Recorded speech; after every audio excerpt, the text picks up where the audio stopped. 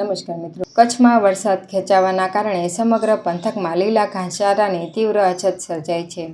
પશુધનને બચાવવા માટે ગૌશાળાઓ અને સ્થાનિક માલધારીઓ દ્વારા હવે ના છૂટકે પંજાબ તેમજ ગુજરાતના વિરમગામ પંથકમાંથી ચોખાનો સૂકો ઘાસચારો પરાળ મગાવવાની ફરજ પડી રહી છે.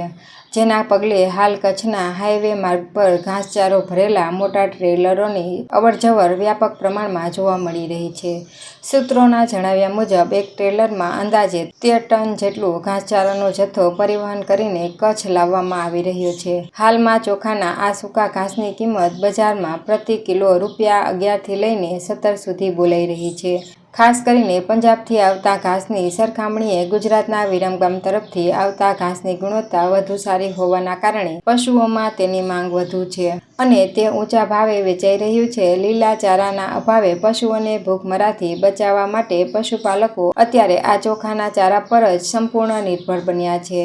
નોંધનીય છે કે ચાલુ સિઝનમાં દક્ષિણ ગુજરાત, સૌરાષ્ટ્ર અને ઉત્તર ગુજરાતના વિસ્તારોમાં મેઘરાજાનું ધમાકેદાર આગમન થઈ ચૂક્યું છે અને ત્યાં વાવણીલાયક સારો વરસાદ નોંધાયો છે. જોકે સરહદી કચ્છ જિલ્લો હજુ પણ સાર્વત્રિક અને મન મૂકીને વરસતા વરસાદની ચાતક નજરે રાહ જોઈ રહ્યો છે. લાંબા સમયથી વરસાદ લંબાયો હોવાના કારણે પશુપાલન પર નભતા માલધારી વર્ગ અને ખેડૂતોમાં ચિંતાના વાદળો ઘેરાયા છે અને તેઓ વહેલી તકે મેઘમહેર થાય તેવી આશા સેવી રહ્યા છે.